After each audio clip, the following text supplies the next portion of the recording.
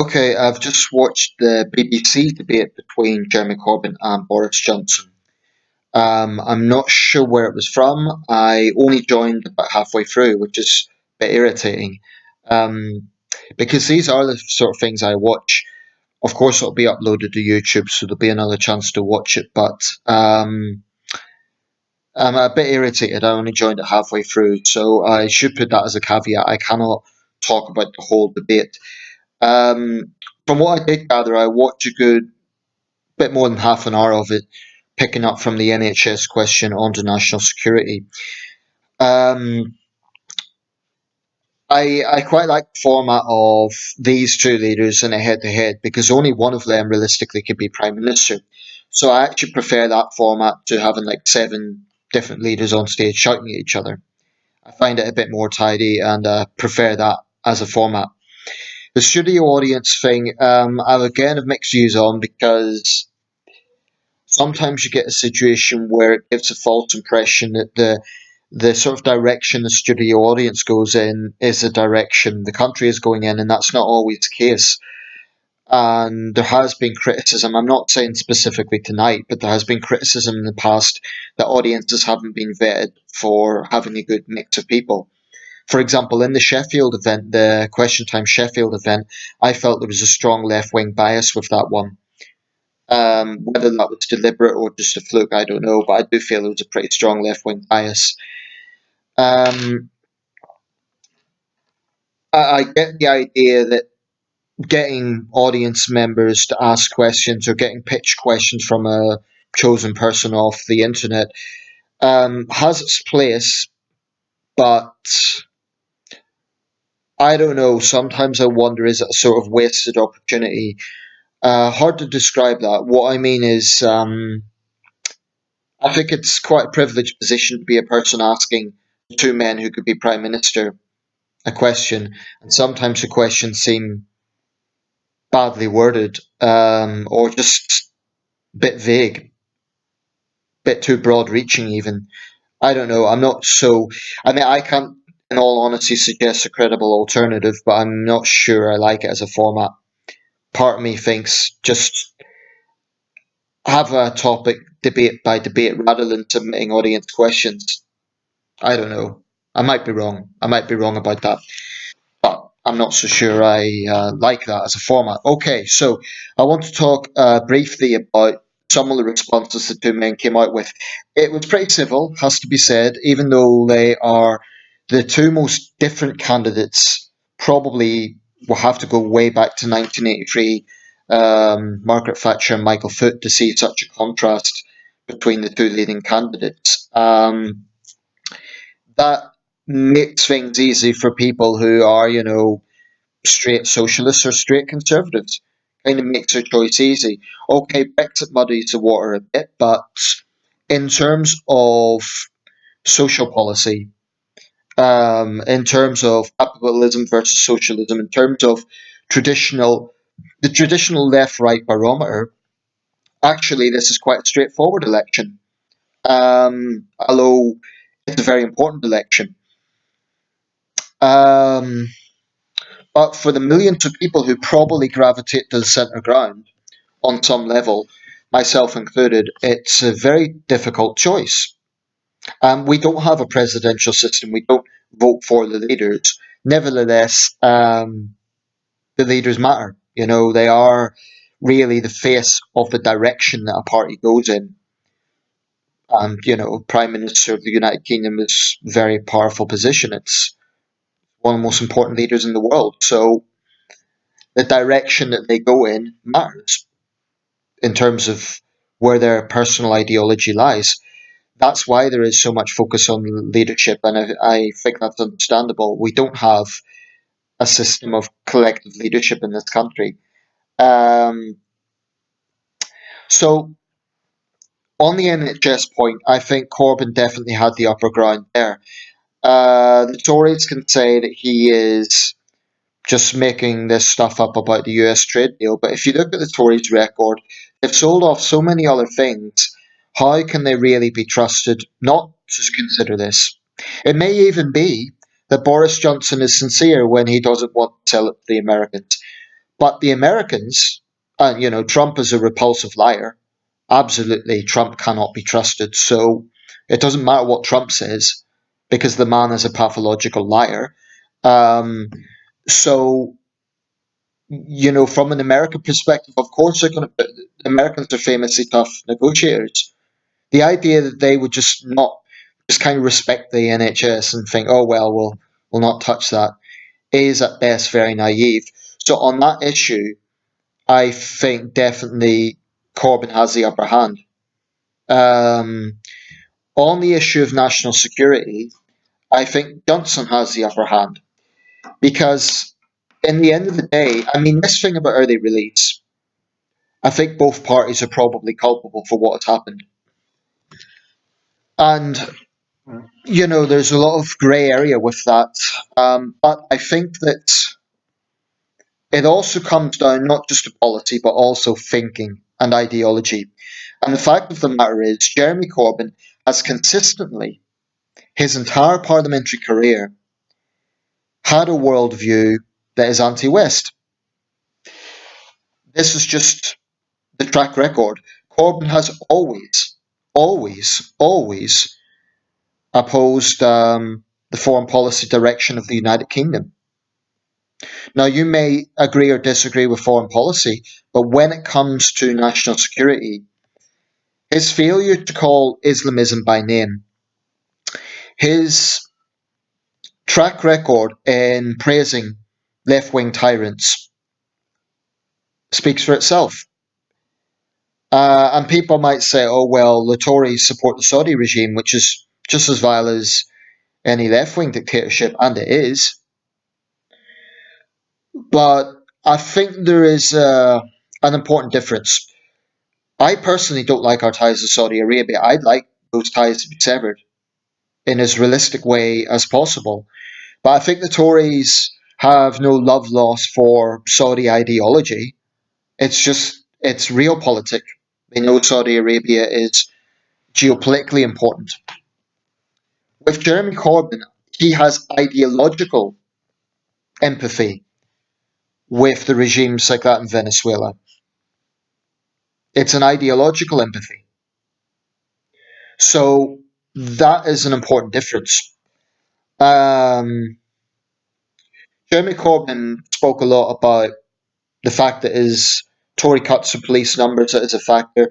Both candidates have spoken about putting more police on the streets. But to me, crime and justice isn't just about having more bobbies on the beat. That has its place. I do think it can reassure people, but it's only one factor. Sentencing is a factor. And when it came to the issue of early release, Corbyn spoke a lot about rehabilitation. Now, I take the view certain people simply cannot be rehabilitated. And if you look at his track record, if you look at where Corbyn lies with law and justice, he takes a very standard left wing attitude, which is that justice is a dirty word. It won't say this, of course, but this is where he lies. Justice is a dirty word, and we must focus on rehabilitation. Let's copy Norway and Sweden. Except that the Nordic model would never work in this country. People would never accept it. Because the idea that acid attackers, terrorists, violent gang members, murderers, child rapists, those sort of, very, very dangerous criminals should have anything other than extremely long sentences or whole life tariffs is morally perverse and reckless. Even leaving aside the right and wrong, it's just reckless. And it comes back to the video I made on law and justice. I do not believe that many on the left, I'm not going to say everyone, but many on the left just don't grasp. They just cannot get it in their heads that where there is a crime, there must be punishment. Punishment's part of justice. But they see punishment as a dirty word. And you know something? Just drop something. It really angers me when the left, or those on the left who take this position, talk about justice and talk about punishment like it's revenge. That mentality really needs to be challenged. And Corbyn very much adopted that mentality. In fact, he quoted it in this debate. And he was quoting the father of young Jack Merritt, the young lad that was killed in the terrorist attack. Well, I think it's important that leaders are sensitive to a man who's just lost a son in a terror attack. But the reality is, most victims of terrorism do not share his opinion. Most victims of terrorism and most people who are victims of serious crime would not agree that there is ever more people being, as he put it, ever increasing sentences. Actually, the problem is the opposite. We're seeing far too many excessively lenient sentences. So, with all due respect to Mr. Merritt, he's lost a son. He should be treated with respect. But I think he's wrong. I'm sorry, but I think he's wrong. Um, so, ultimately, I just do not believe that Jeremy Corbyn, who has a shadow Home Secretary, and he denied this, but Diane Abbott is on record as advocating that MI5 be scrapped. Now, Corbyn can say that won't happen in his government, but this is the sort of people he surrounds himself by, far left demagogues. Far left ideologues. And that brings me to a point. Actually, I don't believe that Corbyn is going to be Stalin. I don't believe that Corbyn is going to be a left wing dictator. I really don't. I don't think he has the power of personality to do that. So I really don't have fears about that. But when it comes to national security, I think Corbyn fundamentally has a problem, which is that he will always, always advocate for the other side. And he's got a consistent track record of doing this. Everything in Jeremy Corbyn's worldview is the fault of Britain and America. This is a man who, for 6 years, chaired the Stop the War Coalition. Now, that tells me all I need to know about Jeremy Corbyn and national security. The Stop the War Coalition was an odious pro-Assad lobby group that purported to be pacifist, but backed the brutal measures taken by the Assad regime in Syria. Corbyn's never apologised for that. He's never distanced himself from it. In fact, I think that hasn't come up as much as it should have. So, as I think what you get with Corbyn supporters is they have kind of this echo chamber mindset where they will defend Jeremy no matter what evidence is produced, no matter what quotes are made that he has come out with, no matter what is pointed to that demonstrates his troubling track record on these things, they will still say, "Oh, it's all a right-wing smear." But anyway, the other side of it, of course, is in the general election, you focus on every issue. I think national security is pretty near the top. I do. I mean, that, if a country is invaded, and I'm not suggesting we will be, but that almost transcends anything in terms of a prime ministerial responsibility. Um, and I don't think Jeremy Corbyn can be trusted. For me, here's a great. If Corbyn loses this, I think it'll be a great tragedy, and this is why. Not because I think he should win. I've got big misgivings with Jeremy Corbyn, but because you have a left wing leader here who really is ticking the right boxes when it comes to social compassion. He is ticking the right boxes in terms of holding the Tories to account for their callous cuts. And he is a genuinely left wing leader. Now, there is a place for that. And I do think that it is important to have another voice speaking out against the sort of system that we have. Jeremy Corbyn is fundamentally right that there is something wrong about having people lying with no roof over their heads on the streets whilst there are 150 billionaires in this country. And the wealth poverty gap in Britain is considerably higher than in other developed countries. I think it's only the United States that is comparable. If you look at Germany or Canada or a number of other developed countries, I don't think the contrast, they'll all have wealth and poverty, but you won't have the same level of contrast that we do.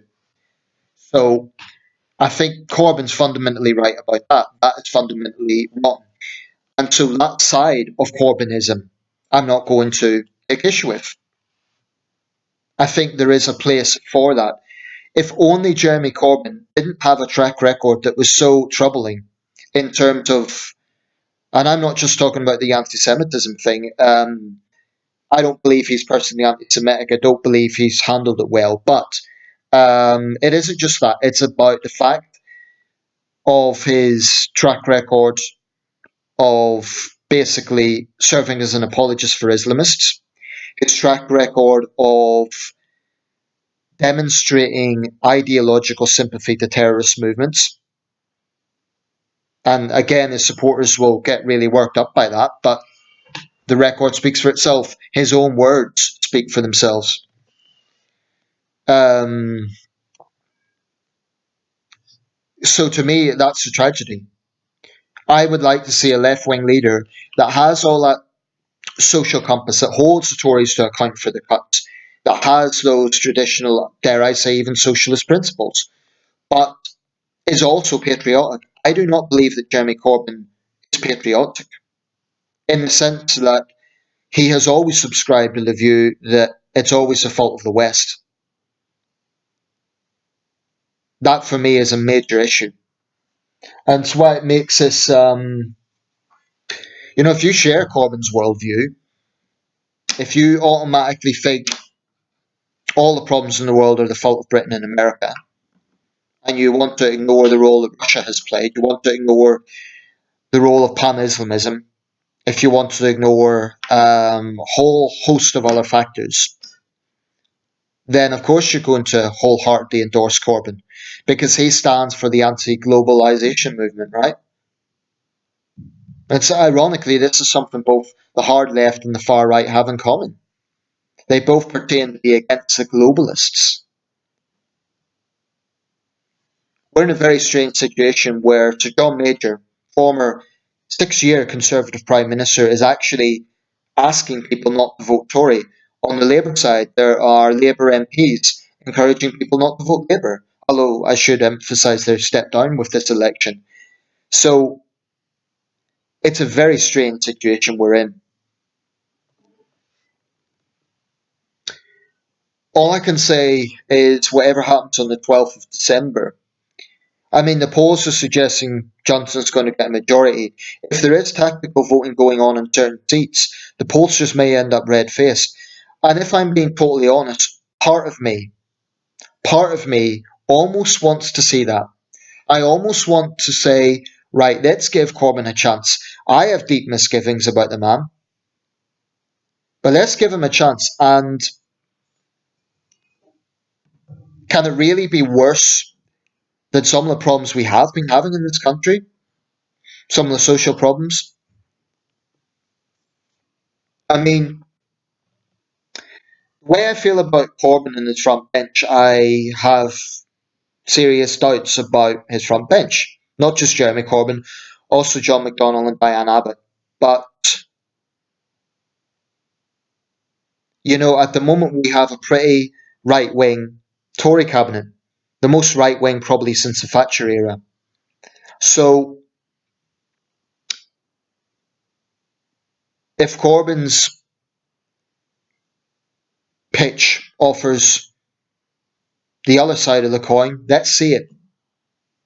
I mean, in the end of the day, all the criticism that I'm making and all the criticism that Corbyn critics make is of what might happen if he gets in, is of his track record, is of his statements. I know those are very valid concerns, but he's never been in power.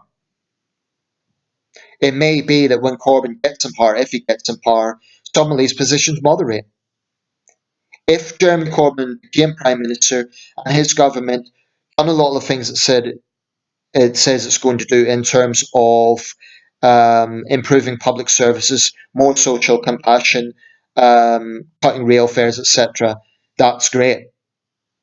And if he can balance that with a more realistic approach to foreign policy, with giving more confidence on issues like national security, then I would even be prepared to maybe review my take on Corbyn.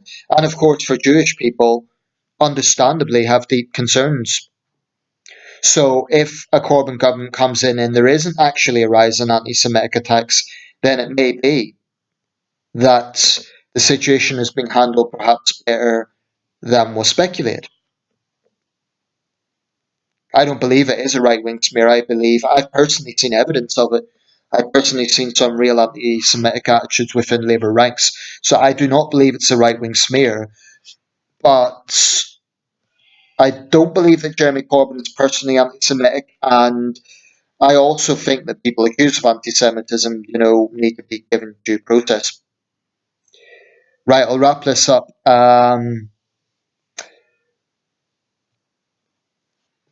Very strange election. If the Tories win, that's another 4 years of Toryism and everything that comes with that. Earlier, there was a Tory candidate for Hastings and Rye um, who got in hot water because she purportedly said that disabled people should get less in pay. Now, she says she was misquoted. She says it was taken out of context. I think there is a fundamental survival of the fittest mentality in Tory ranks. And even if she was taken out of context, will she condemn a party under whose watch the DWP has hounded so shamelessly people who are disabled? It may be that it was taken out of context, but I still think her response is something of damage control. I still think fundamentally the Tories don't care about the most vulnerable in society. I think Labour and Corbyn does. And I think that may be a major swaying factor for a lot of people. I think it is a very fundamental thing. I mean, Johnson can say, oh, by supporting business and enterprise that you help the most vulnerable. Well, we've had that for 9 years. Maybe it is time for something different. And I'm saying that with my deep misgivings about Jeremy Corbyn's track record and his front bench.